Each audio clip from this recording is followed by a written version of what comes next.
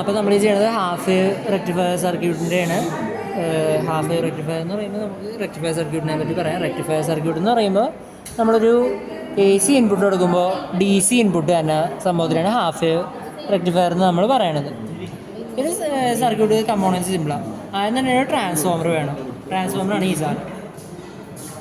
Okay, പിന്നെ വേണ്ടത് അത് ട്രാൻസ്ഫോമർ. അത് തന്നെയാണ് നമ്മുടെ ഇൻപുട്ടായിട്ട് വർക്ക് ചെയ്യുന്നത്. ഒരു ഡയോഡ് 1N4000 അത് കമ്പോണൻസ് ഞാൻ കാണിച്ചു തരാം. ഇങ്ങനെ ഇരിക്കും ഈ ഒരു ഡയോഡ്. അത് നമുക്ക് കിറ്റായിട്ട് തന്നെ ഇങ്ങനെ ഒരു കിറ്റിലായിട്ട് ഉണ്ടാവും. അതിലുണ്ടാവും ഈ ഡയോഡിൽ ഒരു സിൽവർ സ്ട്രൈപ്പ് കാണാമല്ലോ. കാണാം കണ്ടൂടെ? അതാണ് ഇതിൻ്റെ കാഥോഡ്, ഡയോഡിൻ്റെ നെഗറ്റീവ്. അതാണ് ഈ വര വെച്ച് ഡിനോട്ട് ചെയ്യണത് ഇതിൽ. അപ്പോൾ ഈ സാധനം സർക്യൂട്ടിൽ ഇങ്ങനെയാണ് വര ഇപ്പുറത്തേക്കായിട്ടാണ് കുത്തുണ്ടെങ്കിൽ നമ്മൾ വര ഇപ്പുറത്തേക്കായിട്ട് കുത്തുക. അത്രേ ഉള്ളൂ, സിമ്പിളാണ്. പിന്നെയുള്ള കമ്പോണൻസ് എന്ന് പറഞ്ഞാൽ ഒരു ഇലക്ട്രോലൈറ്റിക് കപ്പാസിറ്റർ, അത് ഫിൽട്ടറായിട്ട് ആക്ട് ചെയ്യും. ഇതിങ്ങനെ ഇരിക്കും. കപ്പാസിറ്ററിനെന്ന് പറയുമ്പോൾ ടെർമിനൽസ് ഉണ്ട് ഇതിന്, പോസിറ്റീവ് നെഗറ്റീവ്. അത് കണ്ടെത്താൻ 2 വഴിയുണ്ട്. എളുപ്പ വഴി എന്ന് പറയുമ്പോൾ വലിയ ടെർമിനൽ പോസിറ്റീവ്, ചെറിയ ടെർമിനൽ നെഗറ്റീവ് ആയിരിക്കും. അല്ലെങ്കിൽ നെഗറ്റീവ് ടെർമിനലിൻ്റെ അവിടെ മൈനസ് ഇങ്ങനെ കുറേ ഇട്ട് വെച്ചിട്ടും ഉണ്ടാവും ഫോക്കസ് ചെയ്ത്. അങ്ങനെ നമുക്ക് പോസിറ്റീവ് നെഗറ്റീവ് ടെർമിനൽ മനസ്സിലാക്കാം കപ്പാസിറ്റർ. പിന്നെ ലാസ്റ്റ് വേണ്ടത് റെസിസ്റ്റൻസ് ബോക്സ്. റെസിസ്റ്റൻസ് ബോക്സ് ഈ സാധനം എന്ന് പറയുമ്പോൾ പല കീസ് ഉണ്ട് ഇതിൽ കീസ് നമ്മൾ ഓരോ കോമ്പിനേഷൻസ് മാറ്റുന്നതനുസരിച്ച് നമുക്ക് റെസിസ്റ്റൻസ് മാറ്റാം. ഇത് നമുക്ക് ലോഡ് റെസിസ്റ്റർ ആയിട്ടാണ് വർക്ക് ചെയ്യണത്, വേരിയബിൾ ലോഡ് റെസിസ്റ്റർ ആയിട്ട് ഇങ്ങനെ യൂസ് ചെയ്യുന്നത്. പിന്നെ നമുക്ക് ഇതിൻ്റെ ഔട്ട്പുട്ട് വോൾട്ടേജ് എല്ലാം നമ്മൾ എടുക്കുന്നത് ഇതിൽ. അതിനു വേണ്ടി നമ്മൾ യൂസ് ചെയ്യുന്നത് ഒരു മൾട്ടിമീറ്ററാണ്. നമുക്ക് വോൾട്ട് മീറ്റർ യൂസ് ചെയ്യണമെങ്കിൽ യൂസ് ചെയ്യാം, പക്ഷേ ഇതാണ് ഇത്തിരി എളുപ്പം. നമ്മൾ അങ്ങോട്ട് മാറ്റാൻ എളുപ്പം, സ്വിച്ച് ചെയ്യാൻ കൊടുക്കും. എന്നിട്ട് ഇതിൻ്റെ സർക്യൂട്ടിലേക്ക് പോകാം. നമുക്ക് ഇത് രണ്ടും അടുത്തേക്ക് വേണം. നമ്മൾ ഈ സർക്യൂട്ടിൽ കാണുന്ന പോലെ തന്നെ ആദ്യം പവർ ട്രാൻസ്ഫോമർ എടുക്കുക. നമുക്ക് പവർ ട്രാൻസ്ഫോമറിൽ നിന്ന് നേരെ ഡയറക്റ്റ് വന്നു 2 ഇൻപുട്ട് ട്രാൻസ്ഫോമറിൻ്റെ. അതാണ് ഇതും ഇതും. ആ ഇൻപുട്ട് ആണ് ഇതിൽ. ട്രാൻസ്ഫോമറിന് 2 ടൈപ്പുണ്ട് ട്രാൻസ്ഫോമർ. സാധാരണ ട്രാൻസ്ഫോമർ, സെൻറ്റർ ടാപ്ഡ് ട്രാൻസ്ഫോമർ. ഇത് സാധാരണ ഇത് 2 ഔട്ട്പുട്ട് ഉണ്ട് ഇതിന്. ഇതും ഇതും. ചില ട്രാൻസ്ഫോമർ ഉണ്ട് 3 ഔട്ട്പുട്ട് ഇവിടെ നിന്ന് സെൻറ്ററിൽ നിന്ന് വന്നോടുകൾ. അങ്ങനത്തെയാണ് സെൻറ്റർ ടാപ്ഡ് എന്ന് പറയുന്നത്. അത് ആ ട്രാൻസ്ഫോമർ വേണ്ട എക്സ്പീരിയൻസ് നമുക്കില്ല. അതാണ് നമ്മളത് ചെയ്യേണ്ടത്. അപ്പോൾ നമ്മൾ 3 ഔട്ട്പുട്ട് ഉള്ളതല്ല 2 ഔട്ട്പുട്ട് ഉള്ളതാണ് എടുക്കേണ്ടത്. 2 ട്രാൻസ്ഫോമർ ഇതാണ്. അപ്പോൾ ഇനി കണക്ഷൻ ആദ്യം തൊട്ട് കാണിച്ചു തരാൻ ചെയ്ത്. ആദ്യം തന്നെ ഡയോഡ് വെച്ച് തുടങ്ങണമായിരിക്കും ഒരു എളുപ്പം ബേസ് നമുക്ക്. ഈ സർക്യൂട്ടിൽ ഡയോഡ് കണ്ടില്ലേ? ഡയോഡിനെ മാർക്ക് ചെയ്തേക്കണ വരെയുള്ള ഭാഗം ഈ സിൽവർ ഭാഗമുള്ളത്. അത് ചുമ്മാ ഒരു ഭാഗത്തായിട്ട് നമ്മൾ ചുമ്മാ പ്ലേസ് ചെയ്യുക. അതെവിടെ നമ്മൾ പ്ലേസ് ചെയ്യാനും കുഴപ്പമില്ല. ഈ ബ്രെഡ് ബോർഡിൻ്റെ കണക്ഷൻ എന്ന് പറഞ്ഞാൽ എങ്ങനെയെന്ന് കാണിച്ചു തരാം. നമ്മളിവിടെ കുത്തിന്ന് വിചാരിച്ച ഒരു ഹോളിൽ ഈ ഭാഗത്തെന്ന് പറഞ്ഞാൽ 1 2 3 4 5 ആ 5 അതിൻ്റെ തൊട്ടടിയിലുള്ള ആ ഹോളിലെല്ലായിരിക്കും ഇവിടെ കണക്ഷൻ കിട്ടുന്നത്. നമ്മളിവിടെ 5ൻ്റെ അവിടെ ഇത് കൊടുത്തു എന്ന് വിചാരിച്ചു, കറണ്ട് കൊടുത്തു. സപ്ലൈ അതിൻ്റെ അടിയിലേക്കുള്ള ഇവിടം വരെയുള്ള എല്ലാത്തിലേക്കും കറണ്ട് കിട്ടും. ഈ വലിയ ഗ്യാപ്പിന് ശേഷമുള്ള ഭാഗം സെപ്പറേറ്റ് ആണ്. അതായത് ഇവിടെ കൊടുത്താൽ ഇപ്പുറത്തേക്ക് കിട്ടില്ല, ഇവിടെ കിട്ടണമെങ്കിൽ ഇവിടെ കൊടുക്കണം. അതേപോലെ 5ൻ്റെ അടിയിലേക്ക്. പിന്നെ ഇവിടെ മുകളിലത്തെ അടിയിലത്തെ ഇതിൻ്റെ എന്ന് പറഞ്ഞാൽ ഇപ്പോൾ നമ്മൾ ഇവിടെ മുകളിൽ ഇവിടെ കൊടുത്തെന്ന് വിചാരിച്ചൊരു സപ്ലൈ. ഇത് 5 ഇതുള്ള 5 സെറ്റായിട്ടാണ് ഉള്ളത്, 5 ഹോളുള്ളത്. 1 2 3 4 5. ആ ലൈനിൽ തന്നെ ആദ്യത്തെ 5 ഇതും പിന്നത്തെ 5 ഇതും സെപ്പറേറ്റ് കണക്ഷൻസ്. അപ്പോൾ ഇവിടെ നമ്മൾ കൊടുത്താൽ അത് ഇവിടം വരെ കണക്ഷൻ കിട്ടും.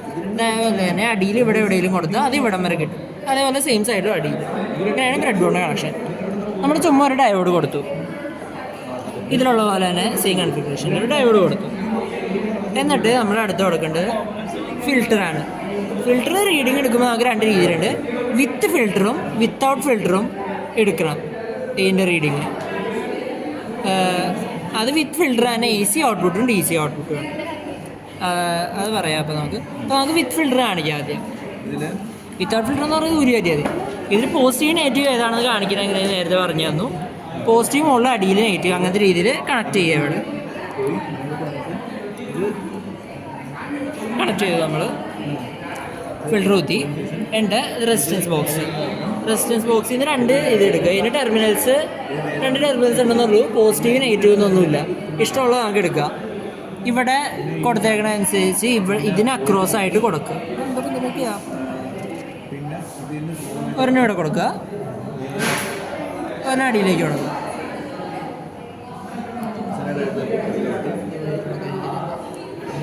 അപ്പോൾ നമ്മൾ ഈ ഇത്രയും സാധനം കംപ്ലീറ്റ് ആയി.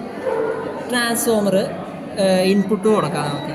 ഇൻപുട്ട് വന്നാൽ ഡയോഡിൻ്റെ ഇവിടെയും വേറൊന്ന് കപ്പാസിറ്ററിൻ്റെ ഇവിടെയുമായിട്ടാണ് വരുന്നത്. അപ്പോൾ കപ്പാസിറ്ററിൻ്റെ അടിയിലായിട്ട് ഒരെണ്ണം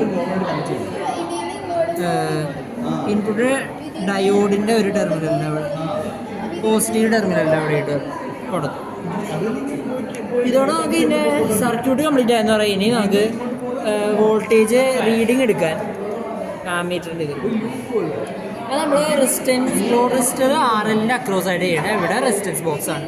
അപ്പോൾ അതിൻ്റെ അക്രോസ് ആയിട്ട് നമ്മൾ വയ്ക്കുക. ലോഡ് റെസിസ്റ്റർ കൊടുത്ത സെയിം സ്ഥലത്ത് തന്നെ ഒന്നടിയിൽ വേറൊന്ന് മുകളിൽ.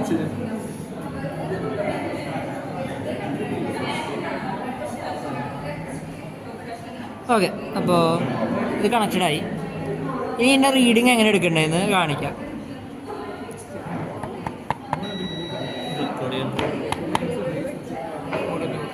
നമ്മൾ ആദ്യം വിത്ത് ഫിൽറ്റർ ചെയ്യാം.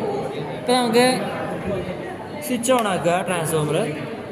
ഈ സാധനത്തിൽ നമ്മൾ AC വോൾട്ടേജിൽ ഇട്ടു ആദ്യം. വിത്ത് ഫിൽറ്റർ കുത്തിയിട്ടുണ്ട്. AC വോൾട്ടേജ് ഔട്ട്പുട്ട് മെഷർ ചെയ്യുക. 4.1 ആണ് നമുക്ക് നേരത്തെ ഇതിൽ കിട്ടിയത്. ഇവിടെ കിട്ടിയേക്കണത് 5.6 അതങ്ങനെ ചെറിയ വേരിയേഷൻ ഉണ്ടാവും. നമ്മൾ ആദ്യം 50 റെസിസ്റ്റൻസിൻ്റെയാണ് കണ്ടത്, 50 ഓമിൻ്റെ. അപ്പോൾ 50-ൻ്റെ നേരെയുള്ള ഈ ഊരി മാറ്റം ചെയ്തിരുന്നു. അപ്പോൾ 50 ഓമായിരിക്കും ഇതിൽ വരുന്ന റെസിസ്റ്റൻസ്. അതിനപ്പോൾ കറസ്പോണ്ടിങ് ആയിട്ട് ഇവിടെ നമ്മൾ അത് ഇതിലുള്ളത് നോക്കി എഴുതിയെടുക്കുക. ഇതിപ്പോൾ ഞാൻ കറക്റ്റായിട്ട് ഇങ്ങനെ ചുറ്റിയിട്ടാണ് കുത്തി വെച്ചത്. അത് കാരണം അതിൽ ചെറിയ വേരിയേഷൻ കാണും. നമ്മൾ ചെയ്യുമ്പോൾ ഡയറക്റ്റ് കുത്തിയാൽ മതി. അപ്പോൾ ഇങ്ങനെ ഇടയ്ക്കിടയ്ക്ക് വേരിയേഷൻ ഇങ്ങനെ വന്നുകൊണ്ടിരിക്കും. ഇത്ര വേരിയേഷൻ വരും. എന്നിട്ട് അത് AC ഔട്ട്പുട്ട് ചെയ്തു നമ്മൾ. ഇനി ഈ സാധനം നേരെ തിരിച്ച് DC വോൾട്ടേജിലേക്ക് ഇടുമ്പോൾ നമുക്ക് അതിൻ്റെ DC ഔട്ട്പുട്ട് കാണാം. AC/DC റിപ്പിൾ ഫാക്ടർ കാൽക്കുലേറ്റ് ചെയ്യുക. അത് കഴിഞ്ഞിട്ട് 100 ഓം ആക്കുക.